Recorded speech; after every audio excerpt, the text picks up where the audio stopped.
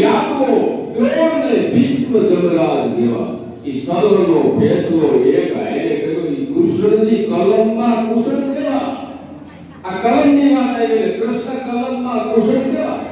અરે કાશીના પીપળે ભીલના હાથે પોતે હણારો ફેસલો જગતના નાથે સ્વીકારે. ફેસલો તો આપણે સ્વીકારવો પડે, આપણે કેવું પડે. એમ ગુરુની વંદના, માતા અને પિતાની વંદના, માતા અને પિતાને બ્રહ્મ સ્વરૂપ માનનારા ભૂલકાઓ જે છે ગુરુ પૂજક છે. અને એમાં ગૌરવી વ્રત હોય છે. આ કસાતું જાય છે રજૂઆત કેવું પડે છે. ગૌરી વ્રત, ગૌર મારું પૂજન થતું. એ વખતે ઈ કાળમાં આજથી 15 વર્ષ પહેલા ગોળના ગામમાં કરે ગોળનું પૂજન દાઈ. હવે તો રેતી નથી નીકળ્યું. અમારે ધનશ્રીબેન કે મારે એકલા રહેવું પડે, એમાં કોઈ રહેતું નથી. પણ ગૌરીનું વ્રત કરે અને એ દેવળ કુટે આપવું, ગૌરીનું વ્રત કરે, ધાણીના લાડવા.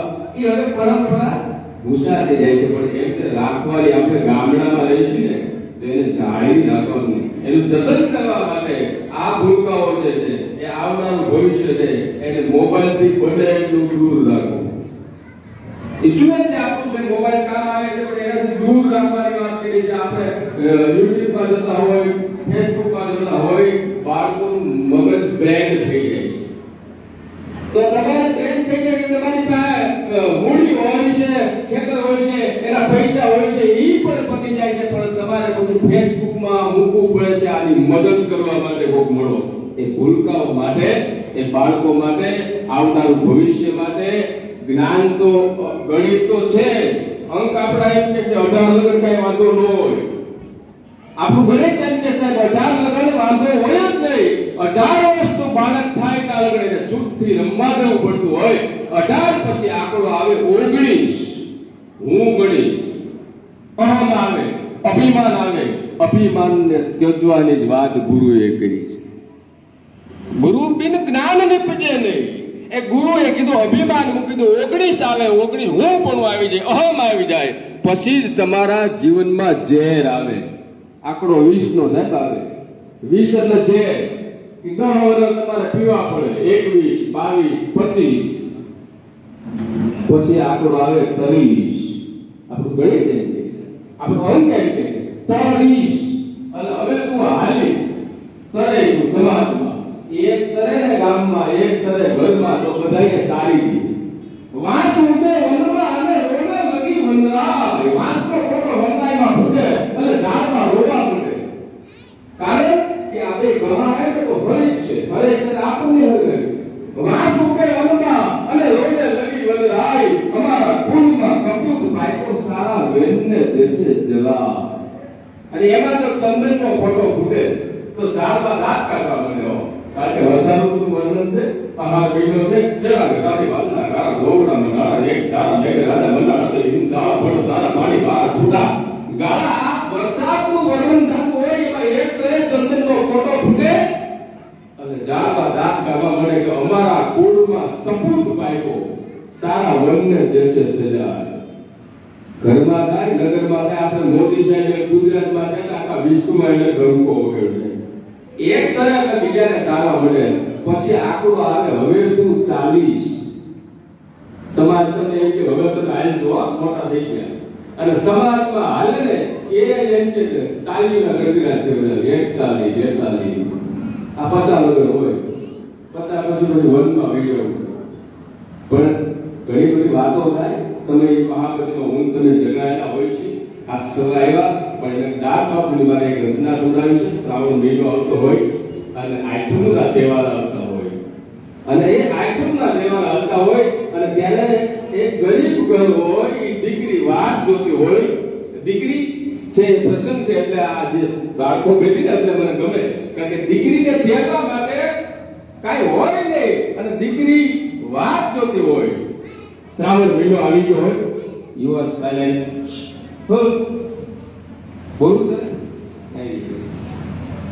શ્રાવણ મહિને મન શ્રાવણ મહિને એક દેવમાં વેલું લઈને વીર મારાની દીકરી મન ઠીકરી વાગી છે.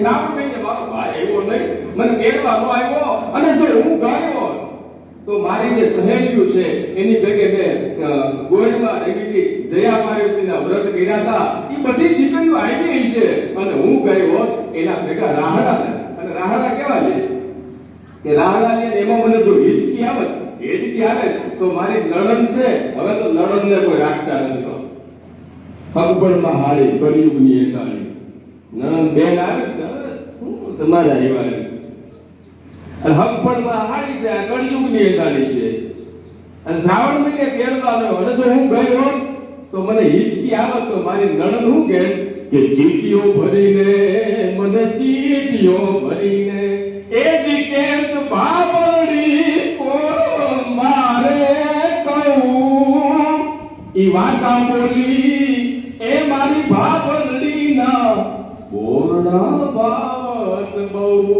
વાકા બોલી મારી ભાભી છે, મારી ભોજાઈ છે, એના બોલ મને બાબત. હવે તો ફોન મિસ કોલ આવે તો કે નણંદ નો ફોન છે, રેવા દે બેટા મૂકી દે.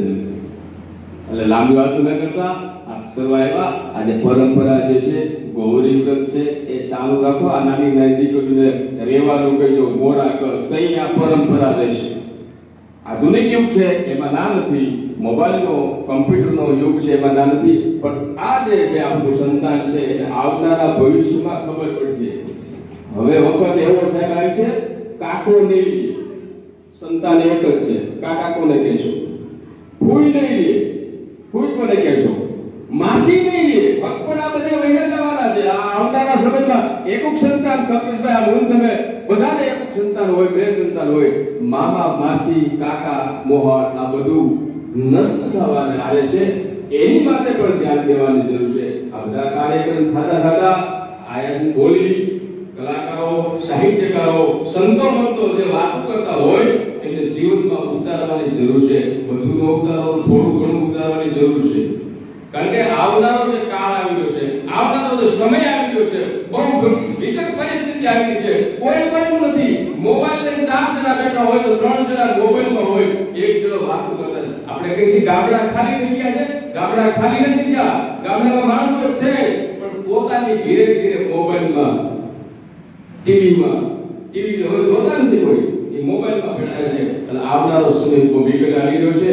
અને કંસ શિશુપાળ ગૌરવ, આ કૃષ્ણએ કીધું છે, કંસ શિશુપાળ ગૌરવ યાદો અને દ્રોણ ને ભીષ્મ જેવા સર્વનો ફેસલો એક રહે ગયો. અને મારા તમારી હાથમાં આવનારો સમય કેવી રીતે રહેવું, કેમ રહેવું, ક્યાં બેસવું, કોની સાથે બેસવું, એ જે શીખવા આપણે તો ઉંમર થઈ ગઈ, પણ આ બાળકોને શીખવાડવાની જરૂર છે કે કોનો સંગત કરવો, અને આગળ જતા મારે તમારે આ ઘટના નો જોઈ પડે.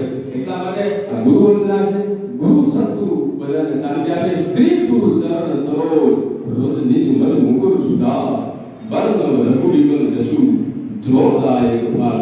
એવું ગોસ્વામીજીએ કીધું. આપ સર્વને ગુરુ પૂનમની હાર્દિક શુભકામના, અને અવારનવાર અમને આમંત્રણ આપે છે એ બદલ આપણે સ્કૂલ આદર્શ સ્કૂલનો આભાર માની. જય માતા.